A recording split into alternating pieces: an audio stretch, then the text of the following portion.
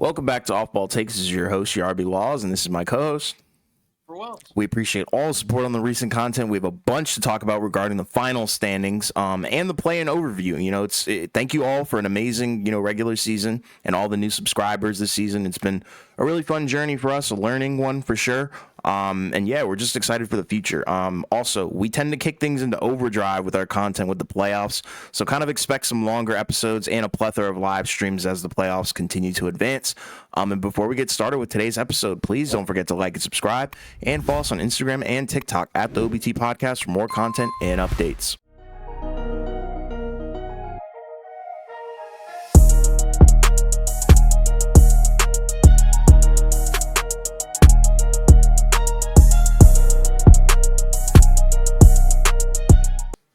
Yeah, so we're kicking it off. The regular season has officially concluded, right? We're recording on Sunday, a few hours after all the games have wrapped up. So we pretty much have a pretty clean bracket now in terms of a clear picture of what's going on. So we'll kind of start with, I guess, the Friday hoops, right? Because we had a pretty wild weekend, I think, of NBA basketball, right? Because if people who watched the previous episode recall, right, we kind of talked about several of the teams in terms of their standings as if it was basically set in stone. For sure. And yeah, that didn't happen at all. Yeah. So we'll get through a decent amount of them. Obviously, we're not going to cover every, game that happened, because some of them don't really matter, right? Like we're not going to talk about the Bulls and the Wizards or Sure. Some of those other groupings. But yeah, a lot happened, right? So obviously you factor in you look at, Pacers Cavs, right? That was a game where the Cavs won, right? Which inched them closer, to that higher seed, right? But then you had a stretch of Western Conference games, right? Which kind of really dictated the initial night, right? So we had Nuggets Spurs, Bucks Thunder, Lakers Grizzlies, Warriors Pelicans, and Suns Kings, right? So, the first domino, which was ridiculous, was the fact that the Nuggets were up 23 points at one point against the Spurs. Lost that game right at the buzzer. Devontae Graham hit a game-winning floater with less than a second to go. They lost 121-20. Wembanyama went crazy. In a game that we all thought the Nuggets were going to win. We were talking about how they were going to be the one seed. They controlled, the Western Conference. Not that significantly changes, but still, right? It obviously set the stage for some more crazy events. And then you had the Bucks and the Thunder, right? Now, obviously, Giannis had gotten hurt, right, a few games prior to that, so he missed the last few games of the regular season, right? And the last time these two teams played, OKC just got destroyed by Milwaukee, but this time they went right back and destroyed them, right? And that allowed OKC to gain control of the one seed in the Western Conference. So going into Sunday, we had a three-way tie with the one seed, right? The Thunder were 1, Minnesota was 2, and the Nuggets were 3. So at the time, you were like, okay, now if you're in the 7 to 10 spot, you might be doing great because not only, do you not have to play the Nuggets, right? You might be able to get OKC or, Minnesota or whatever, right? You don't even have to worry about the Nuggets. Right. Obviously, that's changed now. We'll get into that. But then, the Timberwolves, they won their game against the Hawks. It was relatively close, but win's a win. I think some guys, obviously Towns had just come back. That was his first game coming back from a meniscus tear. And then, I think Anthony Edwards, I believe, was sick. Like he was questionable to play and he played. Right. And then, but the real wild part was the other three games, these last three games, right? So you had Lakers, Grizzlies, Warriors, Pelicans, Suns, Kings, right? So going into that Friday, right? The Kings, the Warriors, and the Lakers were all tied, right? I believe they all had 44 wins, I think, right? They were like 44, 35 or whatever. And the Kings were 8, the Warriors were 9, and the Lakers were 10 because obviously it was a three-way tie. The Kings had the best record, in the matchups against all of them, and the Lakers had the worst. And the Warriors were in the middle, right? And we were talking about like, wow, it looks like, Lakers and Warriors are going to be in the play-in 9-10. One of those teams is going out, possibly both. And then things happen. Crazy things happen, right? So you got a Lakers win over the Grizzlies. That one was expected. The Grizzlies sat 13 players. It was still a very, very close game. That went right down to the wire, right? You could tell that the Lakers did not show up to that one, like in terms of playing with a lot of effort, Mm-hmm. or anything like that. But you basically did the bare minimum that you needed to do to get the win. And then it came down to these other two games: Warriors, Pelicans, Suns, Kings. And I'm gonna be honest, right? Going into that game, I thought that the Warriors were gonna win that one, and I thought that, I don't know, like at home, I thought the Kings might win, but you just never know, right? But instead, going into that game, right, the Pelicans went in there and pretty much handled business, right? Obviously, it was a close game. They were down in the first quarter, right? Almost by double digits. Then in the second quarter, they went on a crazy run. Threes abound everywhere. Zion played great defense. The Warriors were turning the ball over a lot. They made a game of it to close it out, right? But they just couldn't, they couldn't get anything going, right? I think there was a last shot attempt by Steph, right? It was like a one-handed floater three. Don't Yep. know what that was, but It's regardless, not the first time um, he's done that. yeah. But either way, yeah, Kaminga was out. I think Gary Payton was out, but Ingram was out, right? But that was a huge win for New Orleans, right? Because they had won back to back, and that put them in 6. Um, then obviously Suns Kings, right? And then obviously that dropped Warriors down to 10, Mm-hmm. because the Lakers had won. Then we were waiting for the Kings Suns game, right? And that was another game, right? That was kind of important for both teams because the Kings had been reeling as of late, right? Because they were doing relatively well, and then they had kind of stopped playing 500 basketball. They were playing worse, so then they started to drop below other teams, and the Suns were playing relatively fine. Mm-hmm. Um, and they were down for most of that game. I think they had a lead early in the first half, and then like for a good chunk of the second half, they were down double digits, and they barely eked it out, right? Like, I mean, I mean, it looked like they were getting ready to give away that game to the Kings because I was kind of surprised that they were losing to them because I mean that series had been pretty competitive in the regular season. I think both teams had won 2 times, and I think they played 5, and I Mm-hmm. can't remember, who won more, but either way, um, 1 point win, right? Solid fourth quarter victory where, defense was kind of the key there, right? Bradley Beal was guarding De'Aaron Fox for a good chunk of the, last part of the fourth quarter. Booker was in foul trouble. And that was a much needed win for the Suns, right? Because they needed to, stay in that 6-7 spot so that way they wouldn't fall into the play in because I wouldn't trust them in the play in to win both games. Maybe they could win, the first one, but you just don't know Mm-hmm. because they've just been kind of an unpredictable team. And then the Kings fell. So then you went into Sunday with the Lakers at 8, Kings at 9, Warriors 10, right? So then you go into Sunday, right? And then obviously it's kind of a big game for just about everybody, right? Even in the East, right? And we'll get into the West and the East as well. But obviously for the West, 1, 2, 3, right? Whoever won and lost, that was going to impact things, right? The Suns, they blew out the Minnesota Timberwolves, so Denver ended up getting the 2 seed. OKC ended up clinching the 1 seed because they played a Mavs team that wasn't playing anybody. And the Nuggets were playing a Memphis team that wasn't playing anybody. So then you go to the lower part of the bracket.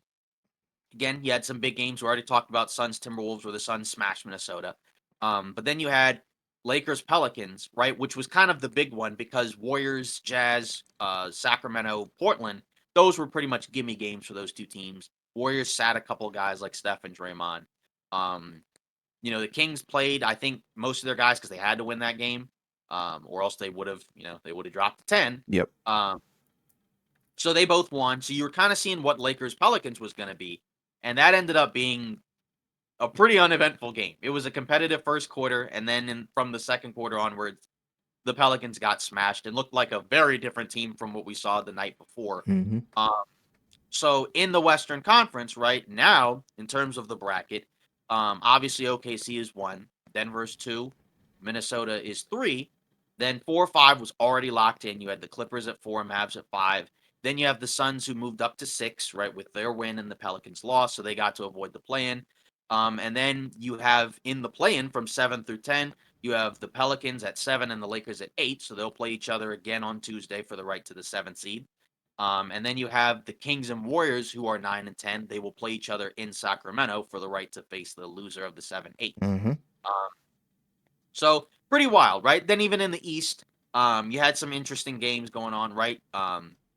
You had obviously, there were some games where you kind of expected, the result, right? Like the Sixers sat Embiid, but they still blew out the Nets because the Nets are not very good. Yep. The Heat, they blew out the Raptors. Pacers blew out the Hawks. Then you had 3 games that I think were kind of interesting, which could have gone either way, and that was between the 2, 3, 4 seed. Because remember, going up to that point in the East, the only seeds that were clinched were 1, 9, and 10. Yep. You had the Cavs playing the Hornets, you had the Knicks playing the Bulls, and you had the Bucks playing the Magic. Right, the Bucks Magic game was key because you had the 2 seed playing the 5 seed. So obviously, whoever wins would affect either side of the bracket. The Bucks got out. And I think once that happened, you saw like the Cavs.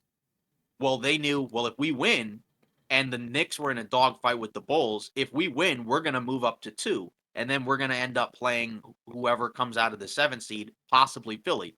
So then the Cavs basically tanked the remaining part of their game away. They put like Tristan Thompson at point guard. They had like 5 bigs on the floor all at once. It was just hilarious. Yeah, blatant tanking. Yeah, exactly. Like even with the Hornets sitting like literally everybody, they still found a way to lose, which they wanted to do, which is interesting. The Knicks Bulls, you thought the Knicks would punt the game because that would mean they would play the 7-8 seed. But they ended up just gutting it out in overtime. Jalen Brunson at 40. So they're gonna play, whoever wins, in the 7-8. So I guess, initially, what do you think about the Knicks, not punting the game and just kind of accepting the 2 seed as opposed to taking, the 3 seed and probably playing the Pacers? I think it's the right decision. I think it's more of a statement. I think, it's a culture thing. I don't think, Tibbs would probably go for that, where it's like, we're going to lose this game on purpose to avoid this seed. And I get it. Nobody really wants to end up playing Embiid, and that's valid for sure. But at the end of the day, I think, the Knicks will have a little bit of an advantage, I guess, in terms of, home court a little bit. But outside of that, it's going to be a dogfight. But, you got to just really look at Philly and question, do they have what it takes defensively to stop Brunson and guys like that?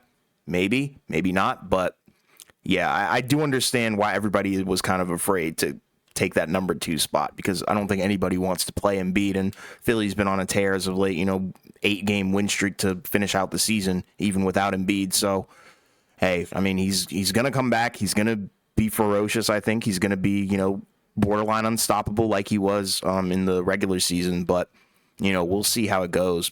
But it is intriguing that they didn't really try and lose the game. But I think it was more of a statement thing. Yeah, and the Bucks were kind of trying. Like, I don't think it was a scenario. Like, I know they ended up getting destroyed, but like they were in that game for a good chunk of it. And then in the third quarter, everything pretty much went awry. Obviously, Giannis didn't play, but the Magic obviously were clearly very determined to win that game, which made sense because, and I think it was Brett Siegel. He put out, on X, right? He put out like all the different scenarios that could happen based off of who won and lost, right? And it would have been very likely that if the Magic had lost, they would have dropped all the way down to like the 7-8 spot, which you don't want, right? You want to be out of the play-in. You want to be 5. Even if you may end up playing a team you don't want to play, it's still better than just trying to game it and being in the play-in. The Cavs could afford to do that because they weren't going to drop necessarily all the way down to 7. But just in general, yeah, just kind of an interesting thing.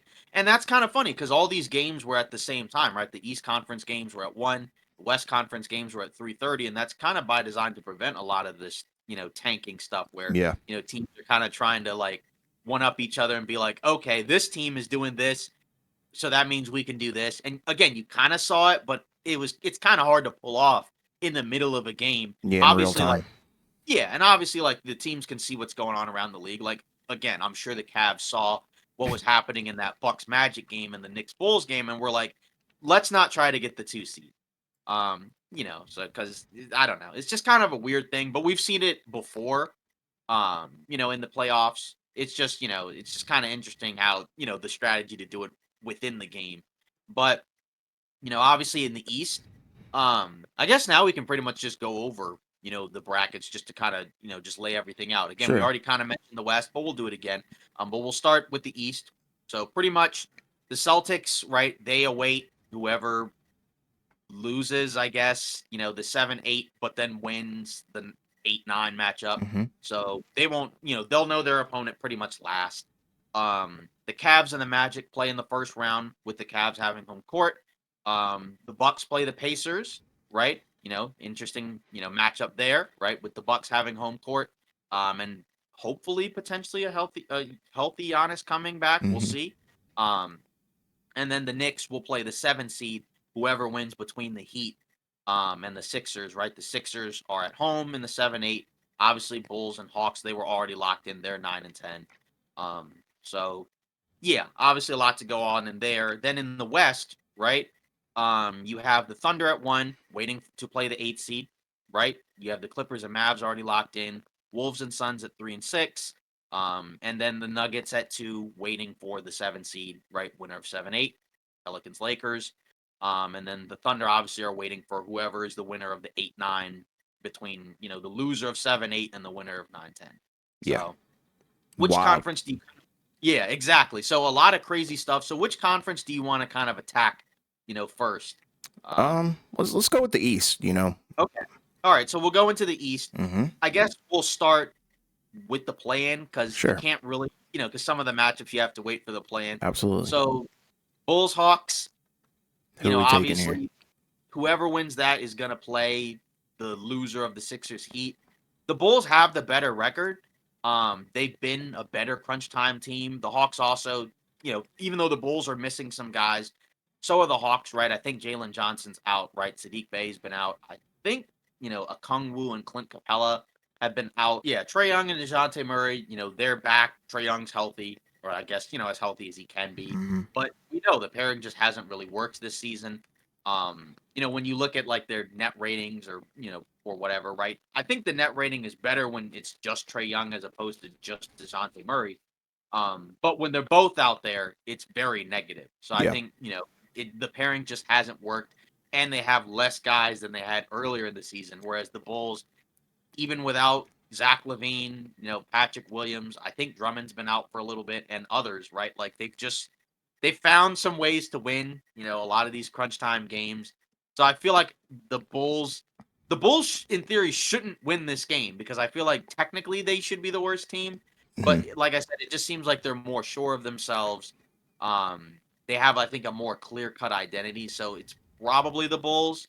But, it wouldn't shock me if the Hawks won, to be fair, just because you just never know if Trae Young has a crazy game or if DeJounte Murray has a crazy game. Like, that could just be the difference. But Yeah. I feel like the Bulls probably have the edge. Yeah, and I feel like with the play-in, the trend that we've kind of seen over the past few years is more so about execution, and I think the Bulls are better. I think they're more primed to execute this game more than the Hawks. I think, like you said, the Hawks, they've been pretty bad, losing streak of 6 and going into this play-in.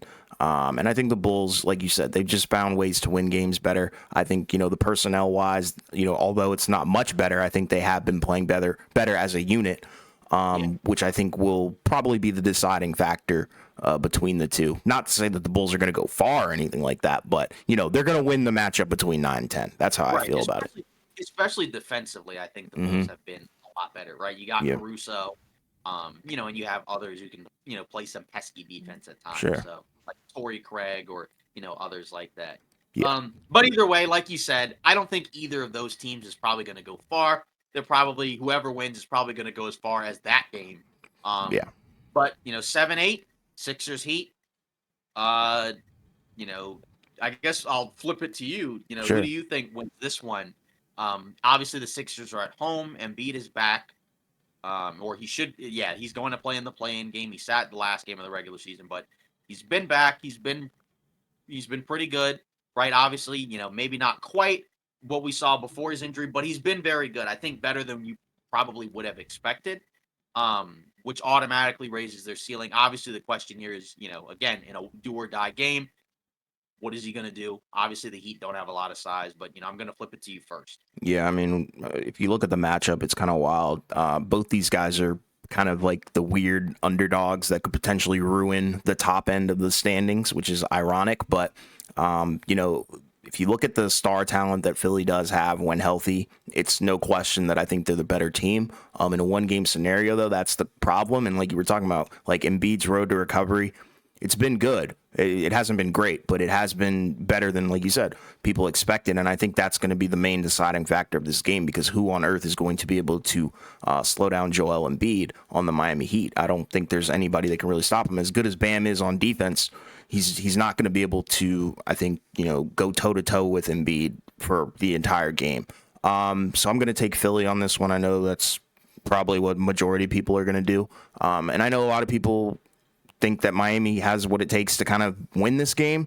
But I think they're kind of just chilling being 8. I think they're probably better suited to take on New York, but in all reality, it's just not going to happen. So I'm going to go with Philly on this one. I think they just have you got Tyrese Maxey, Joel Embiid. I think that's just better than what Jimmy Butler and Bam Adebayo have been putting out this season, and I think it's a no-brainer at this point. Right. Yeah, I think I'm with you where I think probably Philly is going to be favored, and I think they should win the game again. They're at home. They've been pretty good at home. This year, obviously, the record's going to be a little bit skewed, right? Because, Embiid missed a decent amount of time, but on the road, they're 25-16. So, I mean, whereas Miami, 22-19 at home, 24-17 on the road, which is interesting. So, and to be fair, they are 7-3 in their last 10, so they ended the season on a solid note. They did lose, some of the wins against some of the good teams, right? Like they lost, to the Sixers, a week or so ago, right? They got destroyed by Dallas. They lost to Indiana.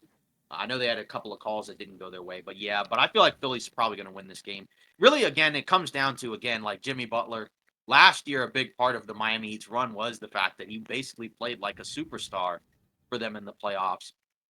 And I think his regular season hasn't been quite as good as it was, as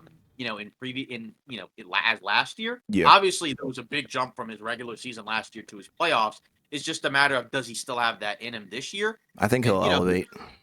Right, exactly. Like he's been like a guy in the postseason that's played better. And it's not like he's been bad this season, right? 21 a game, 5 rebounds, 5 assists, still 50 from the field, 41 from 3, which is nice, right? Because he had a couple of seasons where he was shooting very poorly from 3, right? Like I think a couple seasons ago he was like 23% from 3. Last season he was at 35, which is fine, right? Yeah. This season it's at 41. But the field goal percentage is down, free throws are down, and the numbers overall are down, right? Like so it's like he's had a worse season, but he's also missed a lot of time. You just never know, right? Like he could just be like, he's one of those guys where I think a lot of times during the regular season, he's just, like you said, just kind of chilling. He'll just, sit out games for a while. And then it's kind of like the difference we've talked about between an 82 game versus 16 game guy, where it's like he's a 16 game guy at this point. Oh, for sure. So, at one point he was like an 82 game guy, but now he's 16. Yeah, at this point in his career, like, and he's good. Like, don't get it twisted. He's a very good player. But I think Miami Heat fans, I think they can all agree that they're probably would like to potentially lose this game, but I don't know, because I think they're kind of chilling either way, like, because they're gonna have to. I just don't think they have it in them to beat Philly. That's my only concern. I think they have it to like potentially do an upset against Boston if they get the 8th seed or something like that. But I just don't foresee them actually beating out Philly in a 1-game scenario. In a series, yeah, for sure, I'd give them a shot. Like I would pick them, in all honesty. But in a 1-game scenario, probably not. Yeah, and I think another issue there is that like last year they were a pretty good team in crunch time. That's how they ended up winning a lot of those games, right? Yeah. But like this season, if you've watched them, obviously their record isn't terrible. They're 22-20. But that's not quite as good as it was last year. And if you recall, like a lot of their issues have been in the second halves. Where like in the first halves they played generally well. Then in the second halves they just kind of run out of gas, right? Where it's like their offense has really been a real problem. And to be fair, it's been a lot of games where guys are in and out. Like Rozier came there, started off kind of slow, then picked it up, then got hurt. Hero started the year off great, then got hurt, missed a ton of time. So they just have not had a lot of time together being healthy. So I think the hope is that if all those guys are available and can play, maybe you can kind of patch something together, and you just have a crazy offensive game on the road against Philly, because they have been good on the road. But I feel like Philly is just seems like they're going to win the game. right? I mean, I don't think Cleveland would have done what they did if they didn't expect Miami to win that game. Not that may or may not matter, but like either way, I just feel like Philly is probably primed to win that game. Yeah, And that's how I I feel think about it. I think that's really the reasoning behind why we saw teams kind of ducking the 2 seed because they know and Absolutely. understand. Yeah, because I think that's really what it is. I think that kind of gives us the answer in terms of who will probably win that. Yeah, and it all comes down to Embiid's health. I Right. think he did tweak he re-injured the repaired knee or whatever. So I think that's why Right. they sat him or whatever. But regardless, if he does come back, he just needs to be healthy enough to give them a shot, and I think that's all you can really ask of him. Right. Yeah, and I don't want to necessarily mention what are the Celtics going to do? What are the Knicks? Because we don't know yet, so we should Yeah, probably wait for that. But we can talk about the actual locked in matchups: 4-5 Cavs Magic, 3-6 Bucks Pacers. I guess we'll start with the Bucks Pacers sure. series. Obviously, there's a lot hanging in the balance. A lot of it really is based off of Giannis's health, Yeah, right? Because you know, is he going to be available for Game One? And then when he comes back, what does he look like? I know generally, and they mentioned it on one of the broadcasts. He's been able to kind of have these stretches where he gets hurt and comes back a lot sooner than you would have thought, right? Like the year they won the title, he had a knee injury and everybody thought his season was over and he came back pretty quickly at the beginning of the finals and obviously ended up closing it out great, looked pretty much like himself. Um Obviously, we'll see with this one. He avoided a major injury, right? It wasn't like a torn Achilles or hmm calf muscle or anything, so that's good. But it was enough, obviously, to keep him out the last few games. But either way, that's kind of really the thing here, right? Because if he's healthy, right, then I would probably pick the Bucks to win that series. And also some of it hinges on Halliburton. What does he look like? Is he able to, kind of recapture what he was doing before his injury? Because he's been pretty fine he's been good as of late. So maybe he's kind of just getting better. But if Giannis isn't available, then that's where I think you're gonna have a really hard time beating the Pacers. Not that it's impossible, but just the asks I think would be pretty high for a lot of the guys. So that's really what it comes down to me. I think if Giannis is available, the Bucks probably win, assuming he's close to full health. And if he's not, then that's probably game over. But we'll see. Yeah. I'm gonna go with probably the first Okay. hot take, Okay. of the postseason for us. I'm gonna go Pacers with or without Giannis. I think the Pacers are Okay. going to win this one. If you look at it, the Bucks, they've kind of been unfocused against the Pacers. I think the Pacers have always kind of given them a fight this season. They've kind of had their number all year. That's even what Doc Rivers said. They played very good. They've been confident against them as well. And I just think there's a lot of emotions here, and I'm gonna just pick the underdog just because I feel like the Pacers have a lot to prove. Not that the Bucks don't, but there's a lot. It's a different style of play. The offense for the Pacers is really good. The Bucks, they're just a volatile team. I think I've already explained it earlier in the season. I thought they were more on the fraud list for me, and that's hopefully going to come to fruition in terms of my prediction. But I think it's tough because even Right. going back to when they first played, I think it was back into December or something like that when they had the whole scuffle over the ball. I feel like those emotions are going to carry over, and somebody's going to potentially boil over and lose their marbles and stuff. But regardless, I think Tyrese Halliburton is going to be a huge factor for the Pacers. I think he has it in him to potentially carry them. The Bucks defense, it's not horrible, but it's not great as well. But I just don't really think they have anybody to kind of slow down Halliburton. Maybe Pat Bev at times, but not for the whole game. I don't think. I think they're going to be attacking Damian Lillard. I think Damian Lillard, you're probably going to see him get exploited on defense, especially, and they're probably going to ask. I don't know. They're probably going to not give him shots, but force him to kind of work. You know what I mean? They're going to make his job hard on both ends of the floor, and I think that could potentially be something that could tilt just tilt the entire series. And I'm just going to go with the Pacers because I feel like that's just something that's going to happen. I could just feel it in the air. I think you can make a case for the Pacers to win because, especially again, the Bucks don't really have an answer defensively for Halliburton. Because even with Patrick Beverly, his issue is just that I think if you're trying to slow down Halliburton, you'd like little more size on him as opposed to, a guy who's a smaller guard. Mm-hmm. Obviously, I know Beverly can guard up, but, just in general, you'd like somebody to be able, who can do a little bit better, in terms of more size. For sure. I guess the only thing that would concern me about Indiana is if Giannis is relatively healthy, I don't really know how they slow down Giannis. They won't. Right? I mean, I think he had 64 or whatever in one of the regular season games, and I think for the Bucks, if they're going to lose in the playoffs, I think it's probably more so to a team that can kind of be somewhat physical with them, as opposed to like a team that is just going to run up and down and just kind of outscore them. Of course, it could happen, but I do think this is a series really to watch, and I think the fact that we're kind of on split ends on this one, I think is a sign that like this should be a relatively competitive series. For sure. Because I think again, both teams have guys that I don't think either team has much of an answer for, because we know the Bucks POA guys are not that amazing. They don't have a lot of backcourt defenders. The Pacers don't really have any like super dangerous wings, right? It's more so like Siakam.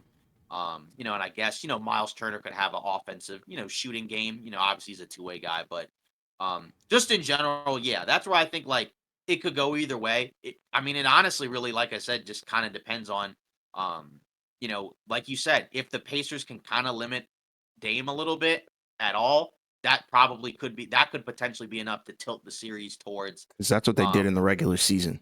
Like, right. And like we can literally break down the regular season numbers. Like Giannis's numbers in the regular season against the Pacers are astronomical, but the Pacers are 4-1 in the season series. So it's more that old school approach of like your star is going to get it all, but the other guys, they're not getting anything. Like, or they're just not going to show up, Yeah, and it's probably going to be like Andrew Nembhard, I had to guess, probably guarding Lillard, right? And he's a guy that's got more size that you can put on Lillard as opposed to the Bucks don't have any. Yeah.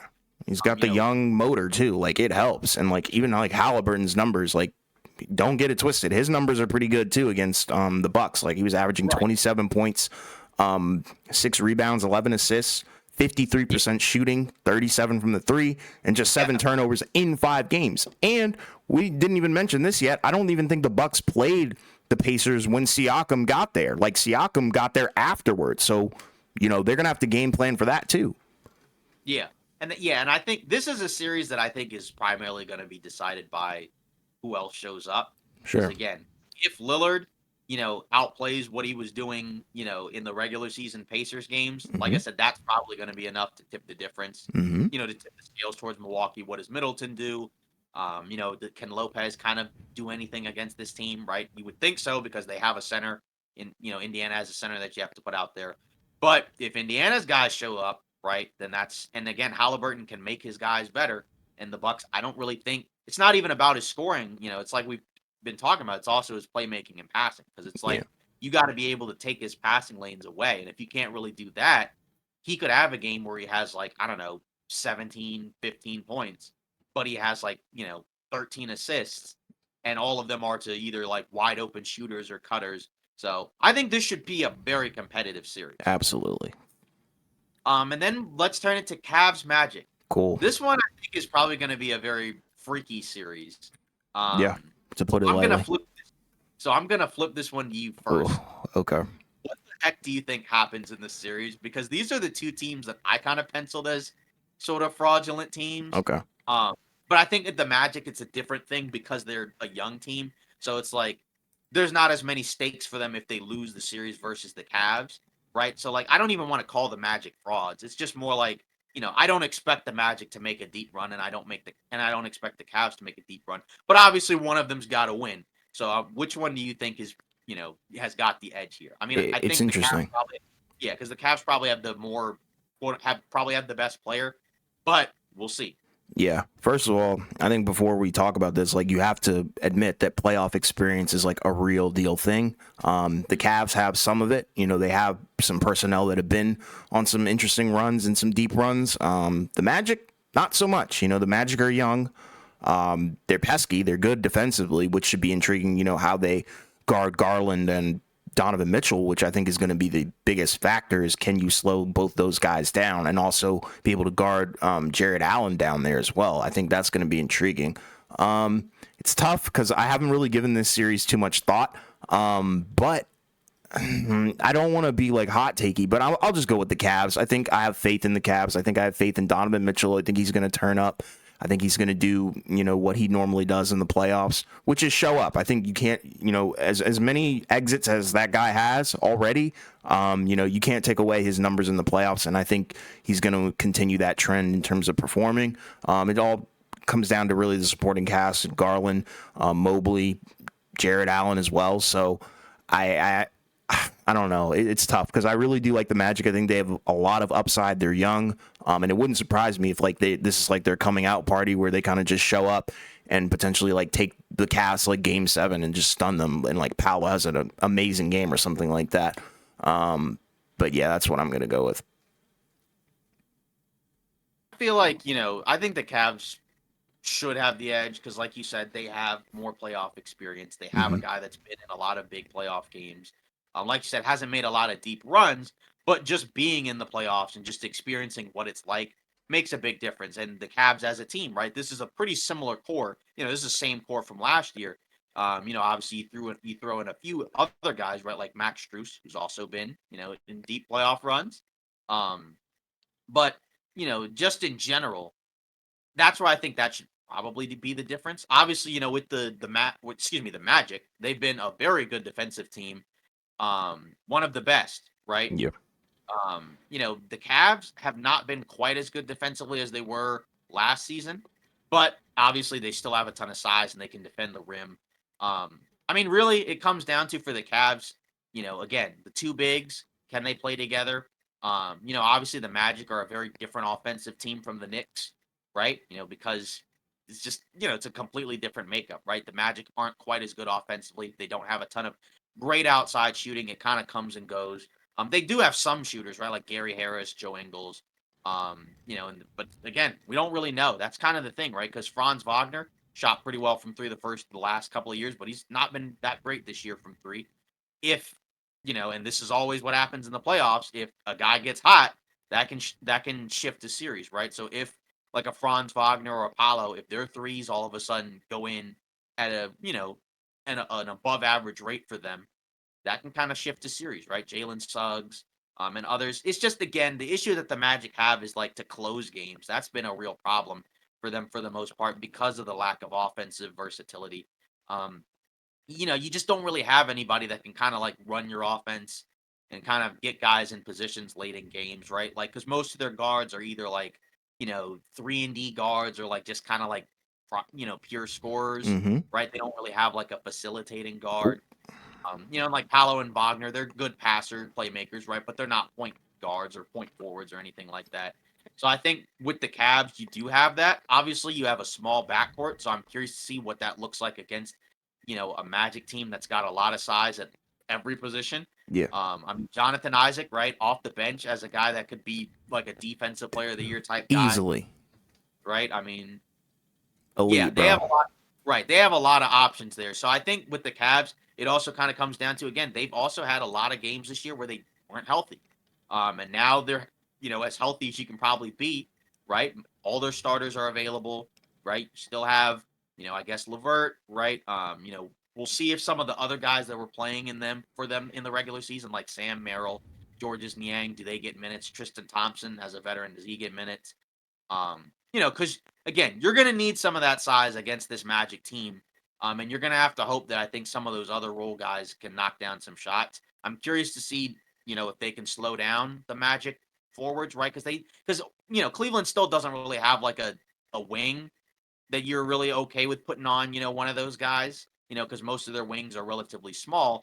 But again, you do have the two bigs. But, I think Donovan Mitchell, if he plays like how he normally plays, he could get this done. But this could be a tough matchup for him because, again, it's such a big physical athletic team, and he's a small guard. He's a very good athlete. But we saw, last year in the playoffs, the Knicks were kind of able to slow him down. And that Knicks team wasn't necessarily like a super athletic team, but they did have a lot of different guys that, they could throw at him. So that's where things could get kind of scary. With the small backcourt getting swallowed up, right? We saw the Bucks and the Magic today, right? Where like Lillard was getting swallowed up defensively and couldn't really do anything. Yeah. So that's kind of where my concerns are. But it seems like Jared Allen has been better this year, so hopefully that continues. But I don't know. It could go either way, but and maybe we're gonna fall flat on our faces again because we picked Cleveland last year. Yeah. But I think we're gonna They go sold with us the Cavs. hard. Like, Yeah. but the thing is, like with the Magic, I think there's just too many unknowns for me to pick them outright. Like they're like you said, they're a huge team. They've got the positional size all over the floor. They even have like a ton of shot creators, which is interesting, which is why you would kind of question why their shooting is so poor at times. But I think defensively is where they're going to make their mark. They're going to crowd the paint. They're going to make it difficult. So it's a tall task, but I think Cleveland's playoff experience is something that could potentially help them. What will concern me somewhat is that like the Cavs haven't played great to close out the season. Mm-hmm. Whereas the Magic have been better. Mm-hmm. So that could be a scenario where like peaking at the right time versus not. We'll see. But I would think the Cavs will be, incredibly motivated to win this series because I think there's a lot at stake where if you go out in the first round again, I think it would be pretty hard to justify keeping the group together. Yep. And then by that point, right, then maybe you might hear some stuff about like, oh, Donovan Mitchell's not going to stay. Not that he is or isn't. I'm just saying like there's a lot kind of on the line for the Cavs versus for Orlando. They have nothing to lose, right? Like if they lose in the postseason, they still had a great season that went far beyond, I think, what most people expected. Mm-hmm. Versus the Cavs, there could be a huge shakeup. So there's a lot of pressure, I think, on this Cavs team. But For sure. I think this time around, I think they right the wrongs of last year and get it done. Absolutely. And then, if we shift over to the Western Conference, right? So I guess, once again, we'll start with the play-in games. Mm-hmm. Let's start with 9-10, I guess. Okay. This is kind of an interesting one, I think. Kings Warriors, right? Both 46 and 36. Mm-hmm. It's going to be in Sacramento. Obviously, we know the deal with these two teams, right? The Kings have not played very well to close out the season. Obviously they got the 50 whatever point win against the corpse of the Portland Trailblazers, but they're 4-6 in their last 10. The Warriors are 8-2. Warriors are pretty much fully healthy. I know there's some guys that are kind of dinged up, but like they're playing. But the Kings obviously lost Kevin Huerter, lost Malik Monk. And this team, has been kind of a boogeyman for them. Going back to last year, they played in the playoffs. The Kings were the 3 seed. Kind of wild that we get this matchup again, except this time it's 9-10, and one of these teams is going home in just one game. I know we got a comment, I think, going into the season about still sleeping on the Kings. This is kind of why, right? In a scenario where they're playing Golden State. Golden State's been pretty good on the road, 25-16. I know the Kings have been good at home, but I don't know. I don't know if I can really trust the Kings to be able to pull this off. Like it's and the kind Kings of in a war. I mean, you're missing, a key guy, Malik Monk, which is a guy that would probably close a lot of games, is a guy that, can kind of break the other team's defense with his, ability to score off the dribble, his athleticism, his shooting, his ability to play in the pick and roll. But I don't know. Keon Ellis has done a good job stepping in for Kevin Huerter. I think it's the Monk injury that you miss more. And it just kind of just hurts your rotation in terms of who you can put out there. Obviously, if you're at home, you have an advantage where role players will probably play better. Maybe they hit a bunch of threes. Golden State's rotation is very different from last year, right? Obviously, no Jordan Poole. This time it's Chris Paul. Trace Jackson Davis starts instead of Kevon Looney, right? And Looney was the guy that was guarding Sabonis, for most of the postseason last year. Trace Jackson Davis is a different type of big, not quite as physical, but a very good athlete, a shot blocker, lob threat. So, in some ways, more dangerous in other ways, and then maybe more harmful in other lineups. But I don't know. I feel like I'm probably going to have to go with the Warriors on this one in terms of experience. But I don't know. I don't know if I feel amazing about it because I just know that the Kings at home, even without Malik Monk, could still go off. But I think the points may be a little harder to come by. But obviously being at home helps. But I don't know. I don't really trust the Kings to be able to win this one. If they do, hats off to them. They would have surprised me, but I don't know. I think this is a Warriors win. Yeah, here we go again. This team, these teams, they have a lot of history together, I guess, in a short span of years. But I'm going to go with Golden State as well. I think they're better equipped. I think, you feel better about them. Continuously sleeping on the Kings is, like you said, that's kind of what we do here at this point, until they get over that hump. I just don't think, they're well equipped to beat the Warriors in a 1-game series or a 1-game setting. I would put all my money on Steph to ball out. I would put, I don't know. I just feel better about the Warriors in general, roster construction, who they have available health wise. I think, you feel better about them. The Kings, they're hobbled a little bit, as much as you want to say those guys are rotational pieces, they're key rotational pieces. Like you said, they've been kind of reeling as of late. They're one of the only teams in the West and in this entire playing situation that kind of played bad recently, I guess outside of New Orleans, but they also had another injury with Brandon Ingram. But like, if you're looking at the Kings, they're 4-6 in their last 10. So, they've been sliding, slipping, and falling. And I think it's going to continue with the Warriors because the Warriors, they're coming off of, a win, I guess you could, well, not I guess, but it is a win. But they're 8-2 in their last 10. So they've kind of been having this great momentum and feeling good about where they are, I guess, considering the circumstances. But I think the morale is a little bit higher for the Warriors than it would be the Kings, just because, the Warriors are close to full health, and then Sacramento, you lost a couple guys. Yeah, I think that's really the difference there. And that's kind of the rough part about a 1-game scenario, because it's just like, it all depends on, like, it would kind of like a playoff series, right? It's important who's available. But to be fair, in a 1-game scenario, anything can happen, right? Obviously we saw, we had some crazy play-in games last year, right? You had the Lakers and Timberwolves, right? That one went down to the wire, where I think a lot of people thought that the Lakers were going to win, kind of running away with it, right? Because I think, what was it, Jaden McDaniels and Naz Reid weren't available, or Gobert, I think, because he was just, he was out, because of the weird thing where he punched a teammate or whatever it was, something like that. But either way, so we'll see. I guess in the East we forgot, to kind of mention like who's going to win, the 8-9 matchup. But we both think that the Sixers and the Heat will get in. Yes. As the 7-8. So, yes. But now we're going into 7-8 in the Western Conference. Oh boy. New Orleans Lakers. So we just got, this game, today. Obviously you're watching it on Monday, but on Sunday we got this matchup, in the Lakers, as we mentioned, they destroyed the New Orleans Pelicans. It was a beatdown of epic proportions. And it's kind of weird, right? In this matchup in the regular season, the Lakers have won 3-1. Pretty much all of them were kind of like just complete KOs, basically. Where I know, I know in that, right, because that first game, right, the in-season tournament game in Vegas, that wasn't, in LA or New Orleans, but Vegas is basically like an LA game. Yeah.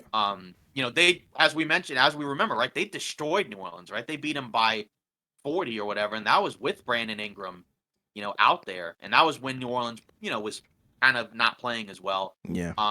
Right then, like, I think it was maybe January or so, when the Lakers were not playing very well and New Orleans was playing a little better, right? New Orleans came back and punched the Lakers and blew them out, right? Then the next time after that, it was a game that was a little bit closer, but LA ended up going up by like 20 in the third, fourth quarter or whatever. And then obviously this game that just happened, yeah, they were up by as much as 32. That game was over.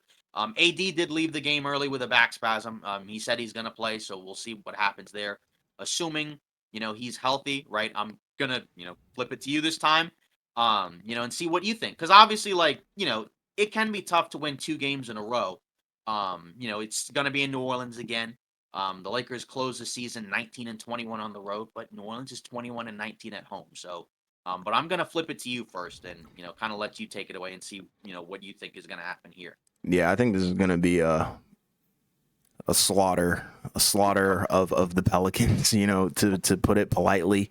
I think, the Lakers are a little bit more equipped. Obviously they've got the amazing experience where you have LeBron James, Anthony Davis. I think that's the duo to watch. I think, that's a better duo than Brandon Ingram and Zion Williamson. But, the problem with Zion is, like, what is he going to do against, the size that the Lakers can potentially put on him? If AD is kind of in the paint, what are you supposed to really do? And then Valanciunas, I think, has been mid, in my opinion, I guess, almost forgot he was out there in that game. I think he played 3 minutes initially and then came back in the 4th, Yeah. to kind of, I guess, shake things up, but didn't really do anything. Yeah, he's just kind of been like mid and forgettable, like you were saying. So I just don't think that the bigs are going to match up very well for the Pelicans. So that's my main thing. I think, Brandon Ingram will for sure get his. I think Zion could potentially get his, but, uh, the thing that I will give New Orleans is their defense is pretty good, but it's kind of hard to justify them being able to guard the Lakers when, like you said, they've been blown off the floor pretty much every meeting, including this one, 124 to 108. It's kind of uneventful, like you were saying. And I think, you would kind of expect a team like the New Orleans Pelicans to have a little bit more drive, especially Zion, where we've kind of seen where he needs to kind of play into shape, and then he feels better as the season goes on, if he makes it that far with his health. But like in this game, 4 for 13, 12 points, didn't really do much, offensively. I guess 8 rebounds, 8 assists, which is kind of cool to see him play make. But is he going to be able to do the playmaking and be efficient again? Or not again, but will he actually be able to do that? Who knows against Anthony Davis? So I'm just going to go with the Lakers. I think they're better equipped. You've got D'Lo, Austin Reeves. I think, if they show up, even potentially Rui, and LeBron gives you maybe like what a game like he just had in the Sunday matchup, I think you're golden. Obviously AD needs to dominate as well, but I'm kind of expecting those guys to play well and then the rest of the starters to play off of them. Yeah, I think, I'm kind of with you. I think if AD is, fine, I think they should probably win that game. I mean, but do they want to though? Right. Yeah, and over the course of the regular season, they've been the better team, in the individual matchup. But like you said, that's kind of the interesting factor because obviously, whoever wins the play-in game plays the Nuggets, right? Whoever the 7th seed is. Yeah. And I don't think you necessarily feel great about it. But again, you can't really sell, a play-in game. You kind of have to treat them as must wins because anything can happen. If you don't win this game, I mean, you could go into the 8-9 matchup and then lose, right? So it's like, I don't think you necessarily want to do that. I think that's kind of the dangerous part is I don't think you can really game your way in the play-in. If might be able to do that at the higher end of the bracket, but not down here where, you lose 2 games and your season is over. I think it's a lot. I think you're better off just trying to win the game and just kind of hoping for the best because you just never know. Anything can happen. Somebody can get hurt. Just anything crazy. That's why it's always better to get into the playoffs than not. So For I think sure. you have to. Yeah. It's going to be a wild play-in, though. Like, to even think about, like, the teams that kind of avoided it, like Phoenix avoiding it last second and winning out and actually, performing in the best-case scenario is kind of wild because they were kind of set up to be in the play-in, and that would have made it even, I guess, more star-studded, but you still have New Orleans. So, I think these teams, like, none of them are slouches. That's the scary part. Like, they're all very good, competitive teams. And then I guess the question is, assuming that New Orleans loses and Golden State wins, who the heck do we think wins that game? I would go with New Orleans, if you want me to be honest. Win that game? Mm-hmm. Yeah, I think the Warriors have limitations, but the problem is, like, the Warriors have played very well in their last 10, leading up to this play-in, but, like, the Pelicans, they've been bad. But I think, the Pelicans have some advantages where defensively you love what they're able to do. I think they match up very well against the Warriors, personnel-wise. And I think, Zion should be able to have an amazing game, and Ingram should as well. But the problem would be, limiting Curry and Clay and others. So that would be intriguing. That's kind of what I'm hoping for, Right. And then whoever wins that obviously would face Oklahoma City. Yeah. I don't know about that one. I'm so split because like New Orleans won the season series 2-1. They just beat them last time, and that was but at the same time like Kuminga didn't play, Gary Payton didn't play, but Ingram didn't play. So you just never know. I don't know. I just feel like Golden State's experience, you might have to trust them over New Orleans. But like if you're New Orleans, like that would suck if you were the 6th seed literally a day ago, only to lose, and then you lose both games in the play-in, and then your season is over to go from 6 to 10. Yeah, I don't see that happening, bro. I just don't. Right, that's the tough because again, the Lakers and the Warriors are 2 very different teams. Obviously the Warriors don't have the same type of size up front, but they do have a lot of guys that can get rebounds. They do have a lot of athletes. Obviously they have the perimeter shooting. You just don't know because I know Golden State is 8-2.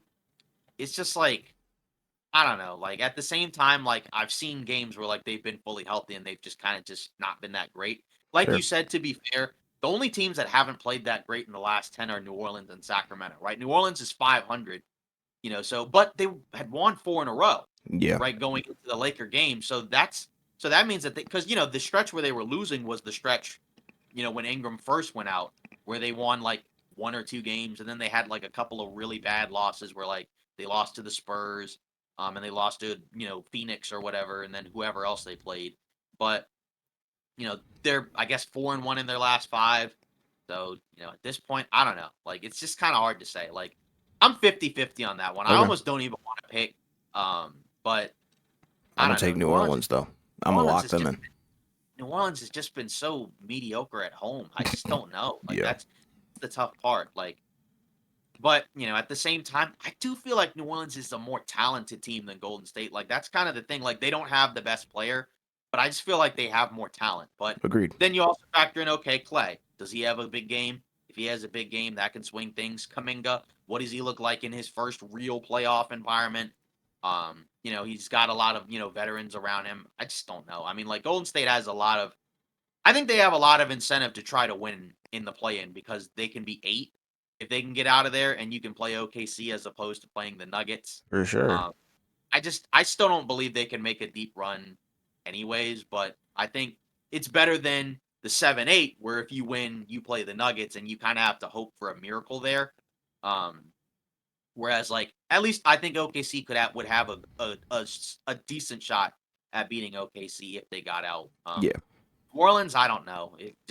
I don't know. They've been they've been weird. Even though they played pretty well the second half of the season, they had started to slide because they were 4-5, a few weeks ago, right Yep. before Ingram went down. They were 4-5, and that's kind of the tough part about injuries is that they suck because especially in a crowded conference. I mean, they have 33 losses, and the Clippers at 4 have 31. Yep. So if Ingram hadn't been out for a few weeks, they might have been able to stay in that 4-5 spot, but. Yeah. It's unfortunate. I don't know. I think New Orleans could probably win the second game. But again, they'd have to play a really good game at home, which for whatever reason they've not been able to do that. Yeah. And I don't really know why. Like it's just so bizarre, right? It's kind of like why is Golden State, mediocre at home? I don't really get it. Yeah. It's just I don't kind know of what bizarre. happened. Yeah. But either way, yeah. So that's kind of the layout there. But I guess now we can get into the matchups that are already decided. Hmm. So we got 4, 5, 3, and 6. We'll start with Wolves Suns. Oh boy. So obviously, the Suns, like you said, pretty much got the best case scenario, because you got to avoid the play-in, and you got to play Minnesota, which is a team that seems like they have matched up very well against. They have pretty much beaten the crap out of them in pretty much all of their recent matchups. It hasn't really been competitive. I know one of those games Towns didn't play. He played today, still got smoked. I think even earlier in the season when they played, they got smoked. I'm pretty sure they've lost 3 times. So it feels like a series that the Suns should probably win. They have, I think, the most high end talent. Obviously, Minnesota is a lot better defensively. It's just they have not been able to score against the Suns team, which is kind of wild because the Suns have not been like a crazy great defensive team. But it just seems like Minnesota just doesn't really know, what to do offensively against this specific team because we've seen them play well against other teams and we've seen them be able to leverage their size, but it seems like it just doesn't work great against this Phoenix team that kind of, stretches you to the perimeter. Obviously, they have a lot of shooters. They can be kind of funky where like sometimes they don't always get a lot of boards. Sometimes they turn the ball over like crazy, which you would think would play in Minnesota's favor. Minnesota's obviously going to have home court. I don't know. This one could go 50-50. I think the 1-8-3-6-2-7. I think this one is probably like the most likely to be an upset. Like it wouldn't shock me at all if Phoenix beat Minnesota. But I don't know. Like I mean Phoenix has played pretty well to close out the season, so which is what you want to do. So I don't know. I may have to give a slight edge to the Suns, but I don't know. Like it's just because again, I've seen them have some really weird games, but it seems like Minnesota they have played very well against. And they have not played as well against OKC. I know they've played well against the Nuggets. I think they split that season series, but I wouldn't trust them in a 7-game series to beat the Nuggets. But I think you could at least give them a pretty good shot at upsetting the Timberwolves. I think of especially with Towns like just coming back from a meniscus injury, like he could probably still be relatively fine, but I don't know. I feel like this is one where I think the Suns have a good shot at pulling this off. But Yeah. I could say that, and then they could just get obliterated in 5 because something stupid happens. So Yeah. This is the you, most torn that I'm on, like, that I am for a right, series, like, probably right now, like, in both conferences, which is crazy to think about. But, like, I think the best quote to kind of sum up this series or the way that it's going to be is they got KD, but we got Jaden McDaniels. Like, Jaden McDaniels is a great defender, I think, but, is he going to be able to stop Kevin Durant? I think that's going to be the issue. Obviously, you don't just have to worry about KD. You have to worry about Book. You definitely have to worry about Beal. Even in this game, Beal actually went off for once, and it kind of brought back memories of like, okay, this is a guy who hasn't been in the playoffs in a decent chunk of time. So what is he going to look like? But I just love Minnesota's talent on the defensive end. That's the one thing that's making me kind of skeptical about choosing Phoenix, because I would love to right, choose Phoenix just yeah, because of the star talent. Like, it's going to be hard to stop Kevin Durant, Booker, and Beal. But you got to also show up offensively. And sometimes Minnesota just doesn't look like they know what they're doing. And that's kind of odd because you do have Conley, you do have a solid playmaker. You have Anthony Edwards as well. It's just like, I don't know. Sometimes it just doesn't look too cohesive, which is kind of what you would expect with a team that has that much size outside of, their guards, I guess. But like, I don't know. It's tough. But I think I'm going to lean towards Phoenix on this one just because of the upper end talent. I think, Kevin Durant's going to turn his game up as he normally does in the playoffs. I think Booker will also elevate as well. And hopefully Beal will kind of feed off of that energy. And, maybe if those guys have a bad game, he could be the X factor like he was pretty much in the season closer where, he dropped 30 something. So that's kind of how I feel about it. really, yeah. That's really what it comes down to is what are you getting from Beal? Because I think the Yeah. games where he plays well just helps make Phoenix a lot better. Because it just makes it just everything starts to make more sense, right? Because some of the things he does on offense are kind of things that Durant and Booker don't do quite as much of, right? Like I Mm-hmm. think he's the most comfortable driving and attacking the basket. I Yep. think he's the most athletic of the three. And whereas Booker is more of like a pull-up jump shooter. I mean, I know he can get to the line and get to the basket, but I think he's much more comfortable taking jumpers.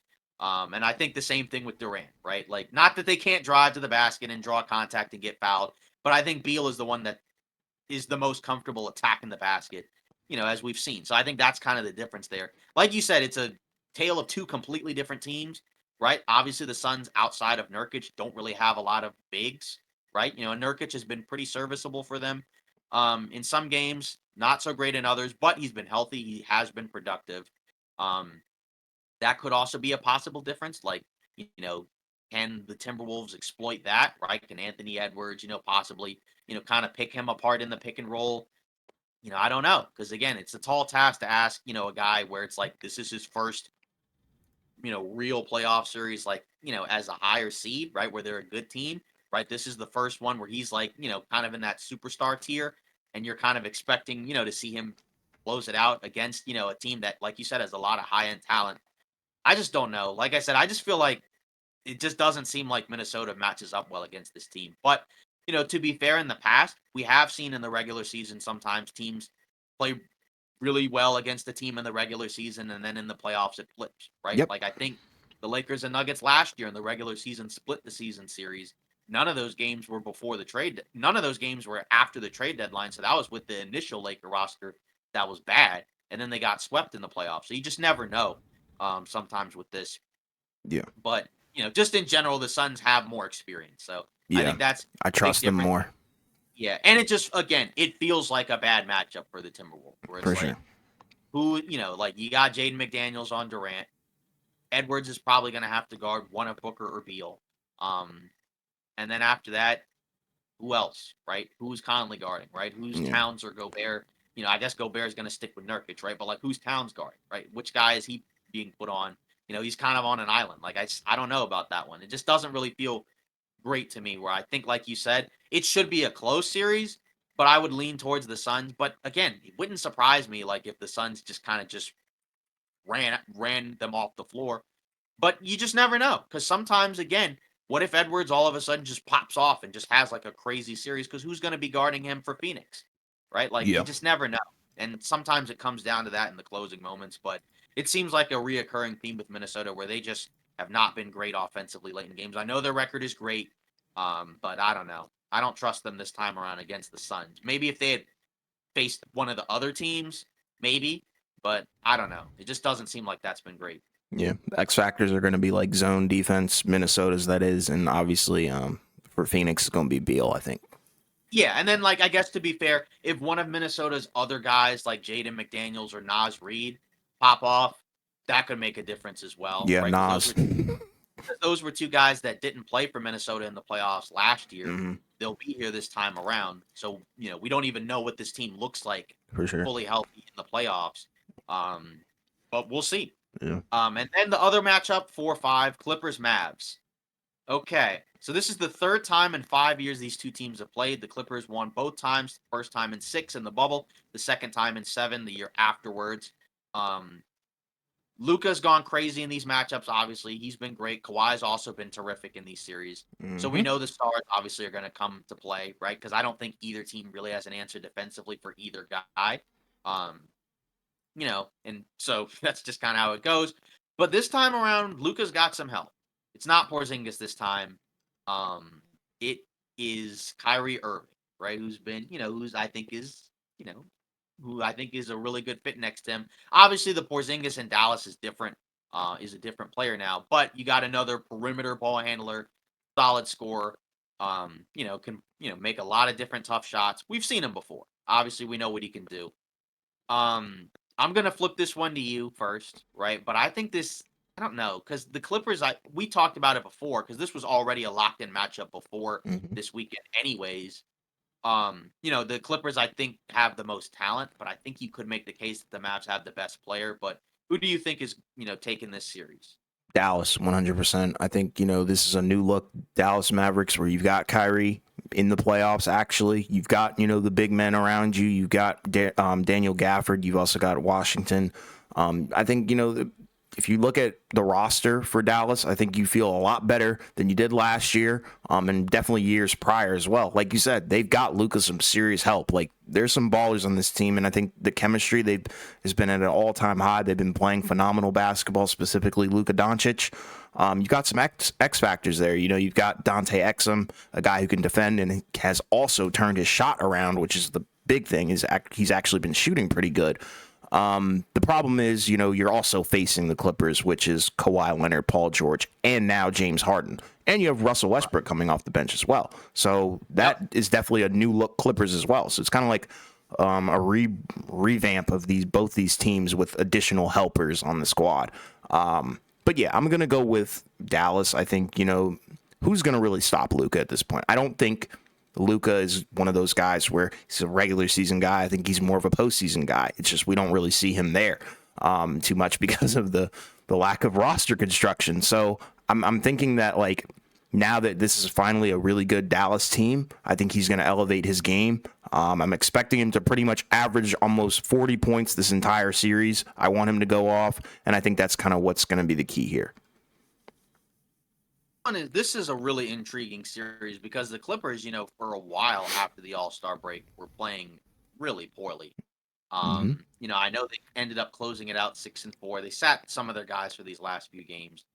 They kind of patched it up, but the thing I'm still wondering is, Kawhi Leonard, right? Because, he had a long stretch where he was out, due to injury, and we didn't really know what was going on, Mm-hmm. right? Like, I mean, I know that they kind of mentioned, it was what, a knee or whatever it was, but just in general, that's kind of the concern for me personally, where it's like I need to know really like what percentage is he going into this game, Mm-hmm. right? Or going into the series. Because if you get, you know, a if you get the version of Kawhi that we saw earlier in the season, right? That's the one that probably tips the scales towards the Clippers because they have more talent. But if Kawhi's kind of hobbled or slowed down in any way, and we don't know, right now, I think you probably do have to look at the Mavs as the favorite because they have the guy right now that has been the best player, of these two teams for the last few months, right? Like the Mavs have been playing great basketball. They've had one of the best records since the All-Star break, alongside right? Denver. Yep. Yeah, exactly. Alongside the Nuggets, they've been great in close games. Not that the Clippers haven't been great in close games, but that's the edge, is that the Mavs have been playing really, really well. And they had a lot of long stretches where they had, multiple guys out. Like, even before the trade deadline, like there were games where guys that they were relying on were just missing games, right? And now they have better talent. Now they're healthier, and you got the best version of Luka that we've seen so far, right? Yep. So I think that's kind of the other thing that tips the scales too, where it's like you said, if he goes crazy and averages like almost 40, 10 and 10, something around, because he's already in the regular season averaging like 35, 10 and 9. That's my point. So he's going to elevate. Right, exactly. So if you get that plus a good version of Kyrie, it's just the question is what are the other guys alongside of them going to do? Because those are the guys that are a little bit more spotty. And lack experience, some of them. Yeah, exactly, and lack experience, right? PJ Washington was in Charlotte, right? And Charlotte has not been a very good team since he's been. No. I know they had a couple of play-in runs, but he's not had a whole lot of postseason experience, right? Tim Hardaway Jr. was on the Mavs before, right? Who went to the playoffs, so so I guess he kind of knows some of the playoff basketball stuff. Gafford, right? He was in Washington, so I mean, and then in Chicago before, yeah, Chicago before, so not a whole lot of playoff experience, I guess. Lively's a rookie. But he's been really good. Yeah, exactly. He's been really good for them. Lively's been good as a rookie, and now he doesn't have to start. He can come off the bench, which I think helps. Mm-hmm. Josh Green, hopefully they get back, to have another athletic two-way guy. Mm-hmm. So I don't know. I think the baseline, the floor for Luka in a game is still really high. So I think as long as you have that, plus some other guys showing up, I think that's where the Mavs could pull it off. Because I just think they've been playing better basketball. I know the Clippers have won a lot of these games that Kawhi's been out, but a lot of those games have just still been really weird, right? So it's just I don't really know what to take from it. I guess it's nice that they were able to win a lot of games without Kawhi. But I don't know. I think the Mavs, they've been playing better. They have the best players, so I think I have to lean Dallas. But again, it wouldn't shock me if the Clippers pulled it off, because the Clippers were playing so well earlier in the season, right? If you get that version of the Clippers, that version of the Clippers is beating now. But yeah. If you get the version that we've seen a lot of since the All-Star break, I think they're probably going to lose. And again, there's a lot on the line for the Clippers, because, if they lose in the first round again, what are they going to do? I mean, they've already exhausted a lot of assets, so they don't really have a lot more that they can really do to improve the roster. It's only getting older, and you got to figure out what you got to do with Paul George, right? Because he hasn't. You would presume that they might give him an extension, but there's been rumors that he could leave, so who knows? Obviously, I think if they make a deep run, it's a lot more likely he stays. I'm not saying that he's going to leave if they lose in the first round, but it's just something to think about, just from a Clippers perspective, where it's just, again, Kawhi, you got to be healthy. If he's not, then I don't really see too much of a scenario where the Clippers win. Because I think Kawhi's got to be the best player, or close to it, if they want to be able to pull it off. Even though, again, the Clippers do have more talent, they have a deeper roster, right? Yeah. So it's and then also Harden, that's the other key, because the other part that kind of, caused the Clippers to slide, in addition to Kawhi's health, was also Harden was playing really poorly, right? If you get the version of Harden from earlier in the season, right, that's where you get the Mavs. That's where you get the Clippers beating the Mavs. But I can only really go off of what I've seen recently. So if Harden still isn't quite right, or, if he's still not going to play how he was playing, they're going to lose. Yeah, and I think the Mavericks, they got to rebound as well. Clippers are a great rebounding team, right. And also the big thing, which we haven't even really touched on, the Mavericks defense is going to have to be, pretty much up, amazing, the best that it's ever been. So, you're asking two kind of tall tasks. You got to pretty much out rebound the Clippers, or at least, be even, and also find a way to stagger them and slow them down on a team that maybe doesn't have the best defensive personnel. Tall task, I think, for both teams, because you also have to deal with Luka Doncic if you're the Clippers. So it's going to be even. I think, not as hard for me to pick, I think, as the Suns, Timberwolves, but definitely even in terms of matchup and skill level for sure. Right, yeah, because that's the thing, is just that, the Mavs have played them tough. They just haven't been able to close it out. But, yeah. This time around, now you have a better version of Luka with a better supporting cast. and that could be the difference that tips the scales. But like you said, the Mavs are going to have to rebound. They're going to have to defend, and they do have, I guess, better rebounders and defenders than they did earlier in the year, right? You don't have to play Dwight Powell anymore, too much, unless Lively's not able to come back. Kleber doesn't have to play as much, so you're just playing better players, and I think that's kind of been the factor behind those, the pairing, the duo working, is that you just got better guys around them, right? Like obviously, like when you have a duo and you're building a team, like there are certain types of players that make more sense than others, but there also is like a level where it's like if you just don't have enough talent, like it doesn't really matter, right? Like with LeBron and AD when they had Russell Westbrook, right? Like obviously Westbrook wasn't quite at the level that he was before he got there, but the part that really hurt was everyone else around them wasn't necessarily up to snuff. You had a lot of guys that were like minimum contract players and a lot of guys that ended up, being out of the league after that, right? Sure. So it's like now the Mavs have more talent, right? So you have PJ Washington and Gafford who are just better players than the guys they were putting out before, right? Absolutely. Or, Tim Hardaway Jr. for a while was starting. Now he comes off the bench where he can be more of like a microwave guy that you don't always have to play, but you would like for him to, if he's going to play well. And that's probably helped their defense too. Right. Yeah. Because if they're scoring and they can set up their half court defense, that's going to help. So I think that's and again you got Luka who's really good with the ball in his hands. And like you said, we've seen him in the postseason. He's a cool cat in the playoffs in terms of he's very composed and he plays well under pressure. We've seen him pull off some crazy performances. I mean, again, it was pretty. The Mavs were the underdogs to beat the Suns a couple seasons ago, and they pulled it off. Because and it was some hot shooting, but also Luka was the best player on the floor by a pretty significant margin. So, and sometimes that can tip the scales just enough where like maybe you don't have as much talent on your side, but if you have this guy here versus the other team has this guy, sometimes that can kind of be the difference, especially in a close game. Absolutely. So, yeah, that's the playoff matchups for now. So, I mean, obviously there's still, some stuff that we have to wait on, right? Because obviously we got to wait for the plans. I believe that begins Tuesday. If I'm not mistaken. Yeah. Expect a live stream afterwards. Yeah, exactly. And the actual playoffs will begin April 20th. Yeah. So it's gonna be insane, right? Because I think, if what happened on the weekend gives us any preview, I think it's gonna be, an insane postseason.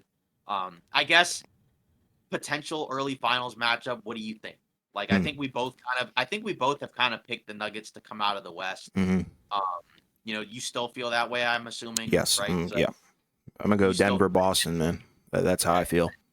And then the Nuggets over the Celtics. Yep. I'm sticking with my preseason, prediction. I think the Nuggets are going to go back to back. I just don't see a team in the West that has what it takes to really slow down Jokic. Yeah, and then Boston, they're 64-18, so they're going to have home court. They kind of need to win, I think, right? Because I mean, I think it would be like statistically, it would be a massive disappointment if they were to lose before the finals. Yeah, well, certainly it'd be a disappointment if they don't even get out of the East. Because I mean, I don't know. Do you have any faith in any of these other Eastern Conference teams to come out of the East? I don't know. Because the Bucks, I was pretty high on going into the season, even though I thought the Celtics were better, but they just haven't been that great. Now Giannis is hurt. I don't know what's up with him. And then after the Bucks, Philly, I just think it's kind of a tall ask to ask, Philly to be able to do that. Maybe they can do it, but I don't know. Yeah, I don't really have a lot of faith in these guys, like in the East, outside of Boston potentially. Right, and even them, are they going to do anything against Denver? Who knows? And I think that's kind of the the other X factor here is that whoever comes out of the West, you'd imagine is probably going to be gassed because they're playing a lot of really good teams, but. I mean, the West was better than the East last year, right? So, I mean, it's kind of the same thing. And then once you saw the Nuggets play who came out of the East in the Heat, then, it wasn't really that close. I mean, I know there were some competitive games, but, still, I think you got to pick the Nuggets in this one. But, you just never know. I mean, because to be fair, neither of us picked the Nuggets to win the title last year. Going into the playoffs. True. We didn't even pick them to win in the conference finals, and they ended up sweeping the Lakers. So yeah, it was ridiculous. Right. So anything can happen. But I think this time, I think the Nuggets have built up enough trust where I think it's kind of hard to really bet against them until they lose. And it's Exactly. like, who are they losing to? I don't really know at this point. Yeah, like I'm sure they're gonna drop a couple games, but I don't see them Right. dropping a series. You know, that's how I Yeah, feel because that's about the them. difficulty. Because it's you have to win 4 out of 7 times. You got to win 4 times. And who's the team that's beating the Nuggets 4 times? Like you said, I think there's some teams that could challenge them 2, maybe push them to 3, Hmm. but I don't think they're gonna lose. Like Yeah, maybe exactly. because again, they have the best player. They got a team that fits really well alongside him. You got Jamal Murray, who in the postseason plays basically like an All NBA guy. Great Um, coaching, right? Yeah, exactly. Great coaching.